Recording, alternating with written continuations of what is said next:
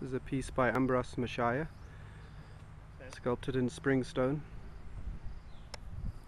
and is available on utongagallery.com.